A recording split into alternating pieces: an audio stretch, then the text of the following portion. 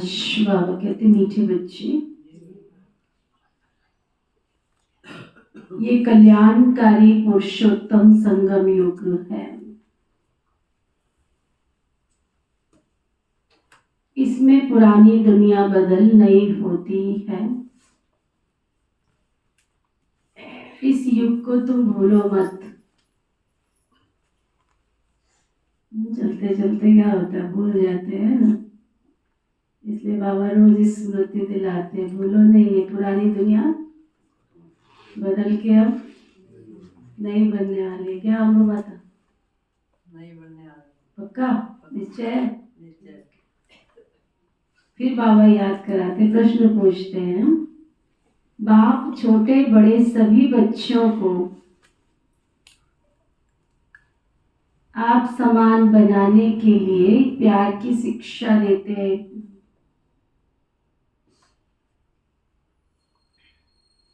बाप छोटे बड़े सभी बच्चों को आप समान बनाने के लिए प्यार की शिक्षा देते हैं। कौन सी? बाबा कहते मीठे बच्चे, अब भूले मत करो। यहां तुम आए हो नर से नारायण बनने, तो दैवी गुण धारण करो, किसी को भी दुख मत दो। भूले करते हैं तो माना दुख देते हैं। बाप कभी बच्चों को कोई दुख नहीं देते हैं, वह तुम्हें डायरेक्शन देते हैं, बच्चे मामे कम याद करो, योगी बनो तो तुम्हारे विकर्म विनाश हो जाएंगे और तुम बहुत मीठा बन जाएंगे। ओम शांति। जो बच्चे अपने को आत्मा समझ परमपिता परमात्मा के साथ योग लगाते हैं, उनको सच्चा योगी कहा जाता है, क्योंकि बाप तो है ही है ना ट्रुथ। तो तुम्हारा बुद्धि योग सत्य के साथ है, वो जो कुछ तुमको सुनाते हैं वो सत्य ही सत्य है। योगी और भोगी दो प्रकार के लोग हैं। भोगी भी अनेक प्रकार के होते हैं, योगी भी अनेक प्रकार के होते हैं। तुम्हारा योग तो एक ही प्रकार का है, उन्हों का तो संन्यास अलग है, तुम्हारा संन्यास बिल्कुल अलग है। तुम हो पुरुषोत्तम संगम युग के योगी, और किसको इस योग का पता नहीं है कि हम पावन योगी हैं या पतित भोगी हैं। ये भी बच्चे जानते नहीं है। बाबा तो सबको बच्चा बच्चा बच्चा कहते रहते हैं, क्योंकि बाप जानते हैं कि हम बेहद बच्चों का, मैं आत्माओं का पिता हूं, और तुम ये समझते हो कि हम आत्मा सब आपस में भाई भाई हैं। वह हमारा बाप है, तुम बाप के साथ योग लगाने से पवित्र बनते हो। वो है भोगी और तुम हो योगी। बाप अपना परिचय तुमको देते, ये भी तुम जानते हो कि ये पुरुषोत्तम संगम युग है। ये तुम्हारे बिगर और कोई जानते नहीं है, इसका नाम ही है पुरुषोत्तम संगम युग। इसलिए पुरुषोत्तम अक्षर कभी नहीं भूलना है, ये पुरुषोत्तम बनाने का युग है। पुरुषोत्तम कहा जाता है ऊंचे से ऊंच पवित्र आत्मा को। ऊंच और पवित्र ये लक्ष्मी नारायण थे, तुमको अभी टाइम बहुत पड़ा है। 5000 वर्ष के बाद ये दुनिया पुरानी होती है, फिर इसको नया बनाने के लिए बाप आते हैं। शिव बाबा तो अशरीरी है ना, बच्चे समझ गए, अशरीरी और शरीरधारी दोनों का मिलन होता है। उनको तुम कहते हो बाबा। इसका भी कितना गूढ़ रहस्य है। शंकर जी को हमेशा अर्धांगिनी के साथ दिखाते हैं, स्त्री और पुरुष स्वरूप, क्योंकि वो शंकर जी को शिव मानते हैं, लेकिन वो शिव थोड़े ही है। शिव तो शिव बाबा है ना, निराकार ज्योति। तो परमात्मा पुरुषवाचक है और आत्मा स्त्रीलिंगवाचक है। तो यहाँ आत्मा और परमात्मा का मिलन होता है, परमात्मा का मिलन होता है शरीरधारी ब्रह्मा के साथ में। ये बड़ा वंडरफुल पार्ट है ना, इनका गायन भी है, मंदिर भी बनते हैं। कोई किस रीति रथ को श्रृंगारते, ये भी बाबा ने बताया है। पहले भगवान वाच कहना पड़े, फिर मैं बहुत जन्मों के अंत में सभी बच्चों को ये राज समझाता हूँ, और कोई तो ये राज समझ न सके। फिर मैं बहुत जन्मों के अंत में सभी राज बच्चों को समझाता हूँ। तुम बच्चे कभी कभी भूल जाते हो, पुरुषोत्तम अक्षर लिखने से समझ जाएंगे कि अभी जो युग चल रहा है वो पुरुषोत्तम संगम युग चल रहा है। ये कल्याणकारी पुरुषोत्तम संगम युग है ना। अगर युग याद है तो समझेंगे अब हम नई दुनिया के लिए बदल रहे हैं, पुरुषार्थ कर रहे हैं। नई दुनिया में होते ही देवता है, युगों का भी अब तुमको पता पड़ा है। बाबा समझाते, मीठे बच्चे, संगम युग को कभी भूलो नहीं। ये भूलने से सारा ज्ञान ही भूल जाता है। तुम बच्चे जानते हो अभी हम बदल रहे हैं। सृष्टि परिवर्तन के साथ साथ स्व परिवर्तन से विश्व परिवर्तन भी हो रहा है, तुम जानते हो ना। अब पुरानी दुनिया बदल कर नहीं होनी है, बाबा आकर के दुनिया को बदलते हैं तो बच्चों को भी बदलते हैं। बच्चे बच्चे तो सभी को कहते हैं, सारी दुनिया की जो भी आत्माएं सब बच्चे ही है ना। सबका पार्ट इस ड्रामा में चक्र को भी सिद्ध करना है। हर एक अपना अपना धर्म स्थापन करते हैं। ये देवी देवता धर्म सिवाय बाप के कोई स्थापन कर न सके। ये धर्म कोई ब्रह्मा नहीं स्थापन करते। नई दुनिया में देवी देवता धर्म, पुरानी दुनिया में सब मनुष्य ही मनुष्य हैं। नई दुनिया में सब देवी देवताएं होते हैं। देवताएं तो पवित्र होते हैं ना, वहाँ रावण राज्य नहीं है। बाप तुम बच्चों को रावण पर विजय प्राप्त कराते हैं। रावण पर विजय प्राप्त होते ही राम राज्य शुरू हो जाता है। राम राज्य नई दुनिया को, रावण राज्य पुरानी दुनिया को कहा जाता है।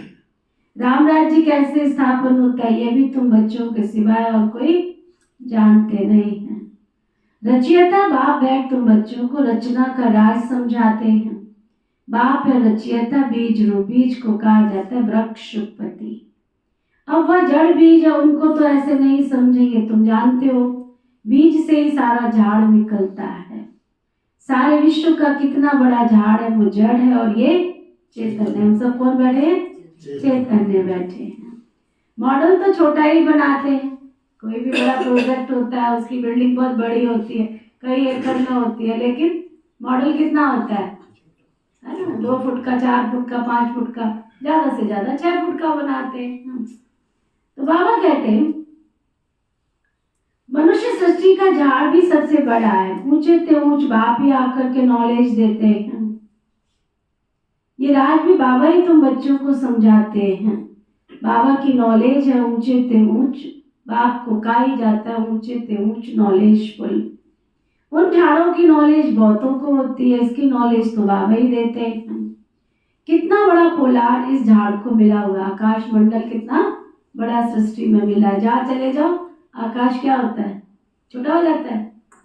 हाँ, उसका अंत कोई नहीं पा सकता। चाहे सागर के किनारे चले जाओ, बेहद, चाहे बंगाल की खाड़ी, हाँ, चाहे हिंद महासागर, अरब सागर, 3 सागर जहाँ मिल रहे वहां भी चले जाओ तो भी आकाश दिखता है कि यहाँ से पूरा हो जाएगा अभी, तो उसके बीच में दुनिया बसी हुई है।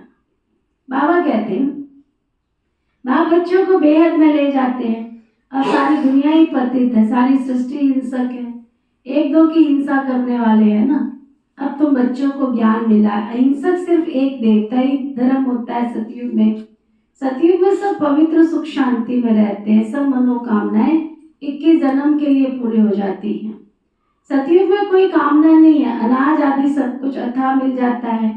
ये बॉम्बे पहले नहीं थी। देवताएं जमीन पर नहीं रहते थे, मीठी नदियां जहाँ थी वहाँ देवताएं थे, मनुष्य थोड़े थे। एक एक को बहुत जमीन होती है। सतयुग में है ही वाइसलेस वर्ल्ड। तुम योग बल से विश्व की राजाई लेते हो। उनको ही राम राज्य कहा जाता है। पहले पहले नया झाड़ बहुत छोटा होता है। पहले तुर में एक धर्म था, फिर फाउंडेशन से 3 ट्यूब निकलती है। यह एक जैसे फाउंडेशन होता है देवी देवता धर्म का। थोड़े से डालियां छोटी छोटी निकलती हैं। अब तो इस झाड़ का कोई थोड़ी नहीं है और कोई ऐसा झाड़ होता ही नहीं है। इनका भी विशाल बड़ के झाड़ से एक्यूरेट है। बड़ का झाड़ सारा खड़ा है लेकिन थोड़ तो है ही नहीं है, सूखता भी नहीं है। सारा झाड़ बड़ा हरा खड़ा हुआ है। बाकी देवी देवता धर्म का कोई फाउंडेशन नहीं है, तो यही है ना, राम राज्य अथवा देवी देवता धर्म भी किस में आ जाता है, जड़ में आ जाता है। बाबा कहते हैं हम 3 धर्म स्थापन करते हैं।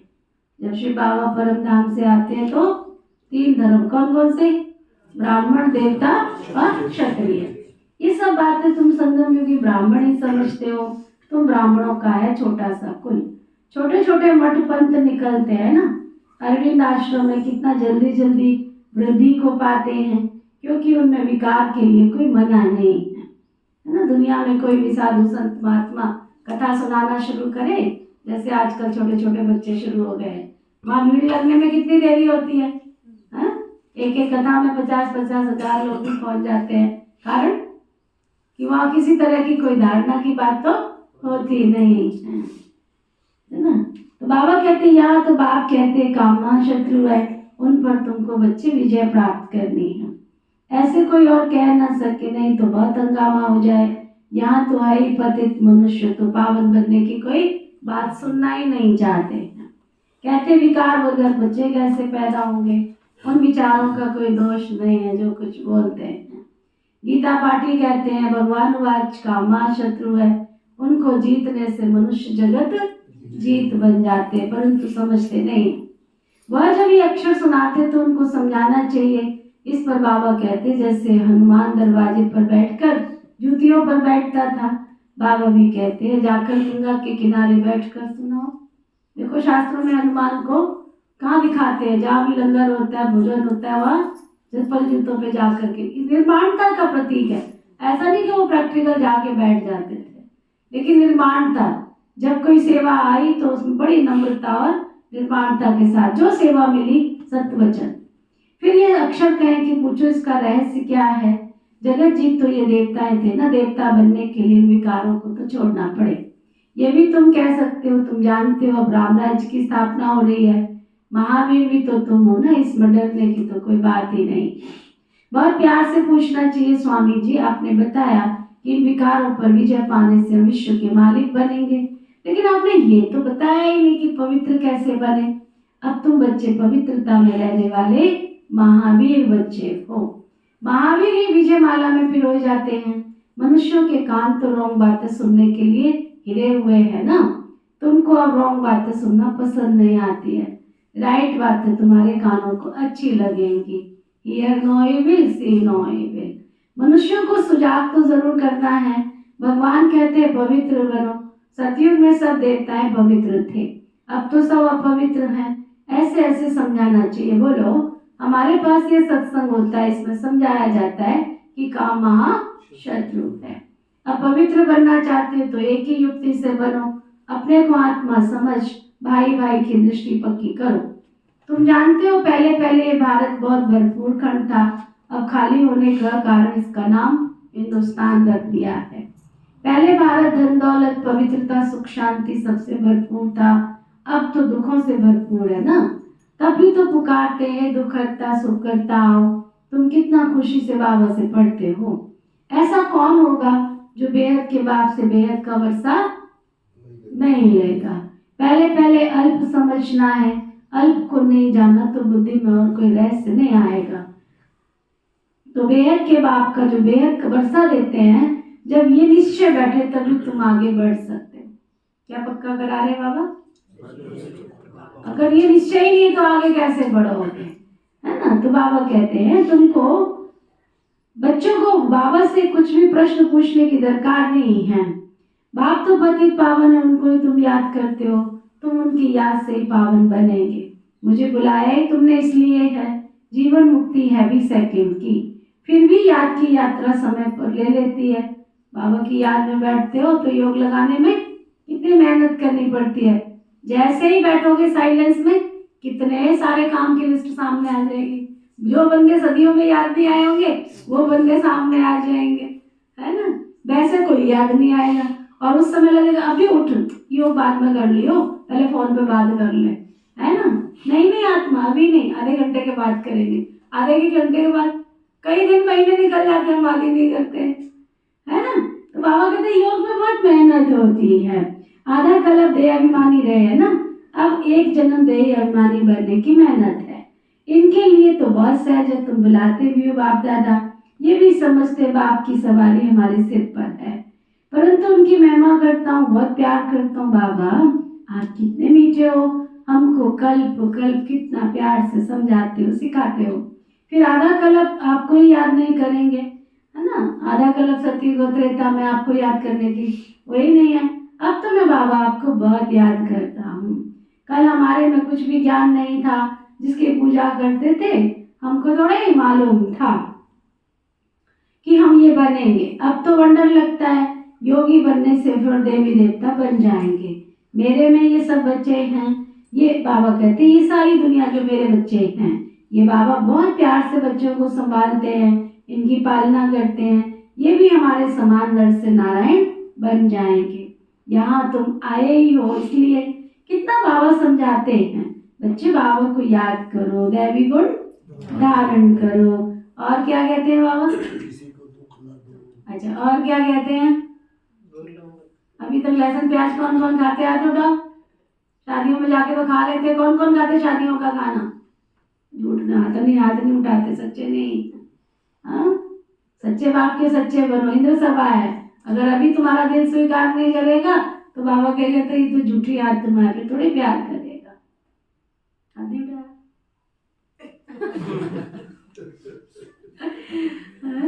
बाबा कहते बच्चे क्या करो, देखो 3 बातें बाबा ने पक्की कराई है बच्चे। नंबर 1 बाबा को याद करो, नंबर 2 दैवी गुण धारण करो, और नंबर 3 खान पान की संभाल करो। नहीं करते हैं तो समझता हूँ शायद अभी समय पड़ा है, कुछ ना कुछ भूलें होती रहती है। छोटे बड़े बच्चों को प्यार से समझाता हूँ, बच्चे कोई भूले मत करो, है ना, किसको दुख नहीं दो, भूल करते हो गोया दुख देते हो, बाबा कभी भी दुख नहीं देते हैं, वो तो डायरेक्शन देते हैं, बच्चे मामे कब याद करो तो तुम्हारे विकर्म विनाश हो जाएंगे और बहुत मीठा बन जाएंगे। ऐसा मीठा बनना है, दैवी गुण धारण करने हैं, पवित्र बनो। यहाँ अपवित्र बनने, क्या कहने जा रहे बाबा, यहाँ अपवित्र के आने का कोई हुक्म ही नहीं है, कभी आने नहीं देते हैं। अभी भी अब बाबा कहते वो भी अभी है, जब बहुत वृद्धि हो जाएगी तो कह देंगे ये टावर ऑफ प्यूरिटी है, टावर ऑफ साइलेंस है, ये ऊंचे से ऊंचे ना, अपने को आत्मा समझ बाबा की याद में रहना, ये हाईएस्ट पावर। वहाँ बहुत साइलेंस रहती है, आधा लग कलप कोई झगड़ा आदि नहीं होता। यहाँ कितना झगड़ा आदि होता है, शांति हो न सके, शांति का धाम ही है मूल वतन। फिर शरीर धारण कर विश्व में पाठ बजाने आते हैं, वहाँ भी शांति रहती है। आत्मा का स्वधर्म ही है शांति, अशांति कराता है रावण। तुम शांति की शिक्षा पाते रहते हो, कोई गुस्से में होता है तो सबको अशांत कर देता है, खुद गुस्से में होता है तो वातावरण को भी अशांत कर देता है। इस योग बल से तुम्हारे सारा किचड़ा निकल जाता है, पढ़ाई से किचड़ा नहीं निकलता है, याद से सब किचड़ा भस्म हो जाता है, कट निकल जाती है। बाप कहते कल तुमको शिक्षा दी थी, क्या तुम भूल गए हो? 5000 वर्ष की बात है, वो लाखों वर्ष कह देते हैं। अब तुमको झूठ और सच के फर्क का पता पड़ा है, तुमको बाबा आकर बताते झूठ क्या है, सच क्या है, ज्ञान क्या है, भक्ति क्या है, भ्रष्टाचार और शिष्टाचार किसको कहा जाता है। भ्रष्टाचारी विकार से पैदा होते, वह विकार कोई होता नहीं है। तुम कहते हो देवताएं संपूर्ण निर्विकारी हैं, रावण राज्य नहीं है, ये तो समझने की बात है ना। फिर क्या करना चाहिए? एक तो बाबा को याद करना चाहिए और दूसरा पवित्र बनना चाहिए। अच्छा, मीठे मीठे सिकी लदे बच्चों प्रति माता पिता बाप दादा का याद प्यार और गुड मॉर्निंग। रूहानी बाप की रूहानी बच्चों को नमस्ते। हम सब रूहानी बच्चों की रूहानी बाप दादा को दिल सिख व प्रेम से नमस्ते नमस्ते नमस्ते जी। धारणा के लिए मुख्य सार, पवित्र बनने में महावीर बनना है। ये नहीं ये कारण है, वो कारण है, ये कारण है, नहीं। बाबा कहते हिम्मत के साथ शक्तिशाली बनकर पवित्र बनना है। याद की या याद की यात्रा से अंदर का किचड़ा निकालना, जो भी गंदगी भरी पड़ी है, बुराइयां भरी पड़ी है, उन सबको निकालना है। अपने शांत स्वधर्म में स्थित रहना है। अपने शांत स्वधर्म में स्थित रहना है, अशांति नहीं फैलानी है। बाबा जो राइट बातें सुनाते वही सुननी है। Hear no evil, see no evil. Wrong बातें मत सुनो, सभी को सुझाव करो।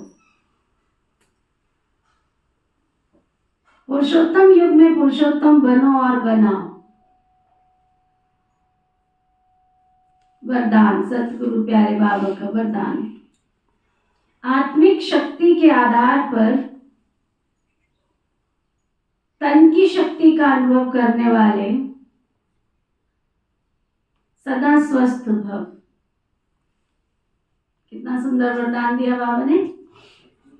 आत्मिक शक्ति के आधार पर अगर देह अभिमान में रहोगे तो कभी कान दुखेगा, कभी पेट दुखेगा, कभी टहने दुखेगी, कभी कमर दुखेगी। और आत्मिक स्थिति में रहेंगे तो बाबा कहते हैं आत्मिक स्थिति के आधार पर, आत्मिक शक्ति के आधार पर तन की शक्ति अनुभव करने वाले सदा स्वस्थ भव। इस अलौकिक जीवन में आत्मा और प्रकृति दोनों की तंदुरुस्ती आवश्यक है। जब आत्मा स्वस्थ है तो तन का स्वस्थ हिसाब किताब व तन का रोग सूली से कांटा बनने के कारण स्वस्थिति के कारण स्वस्थ अनुभव करते हैं। उनके मुख पर, चेहरे पर बीमारी के कष्ट के चिन्ह दिखाई नहीं देते। कर्म भोग के वर्णन के बदले कर्म योग की स्थिति का वर्णन करते हैं। वे परिवर्तन की शक्ति से कष्ट को संतुष्टता में परिवर्तन कर संतुष्ट रहते हैं और संतुष्टता की लहर फैलाते हैं। स्लोगन, दिल से तन से आपसी प्यार से सेवा करो। कितनी बातें बताई बाबा ने। जयसिंह भाई सुन रहे हैं मुरली, क्या कहा बाबा ने? दिल से तन से आपसी प्यार से सेवा करो तो सफलता निश्चित मिलेगी। आज का व्यक्ति इशारा, जो सदा हर्षित रहने वाली आत्मा है, उनके हर संकल्प के वाइब्रेशंस द्वारा, एक सेकंड की रूहानी नजर द्वारा, एक सेकंड के संपर्क द्वारा, मुख के एक बोल द्वारा दुखी व गम में रहने वाली आत्मा अपने को सुखी व खुश अनुभव करेगी। उसका कर्तव्य होगा सुख देना और सुख लेना। वे खुद भी बेफिक्र बादशाह रहते हैं और दूसरों को भी अपने समान बना देते हैं। ओके, ओम शांति।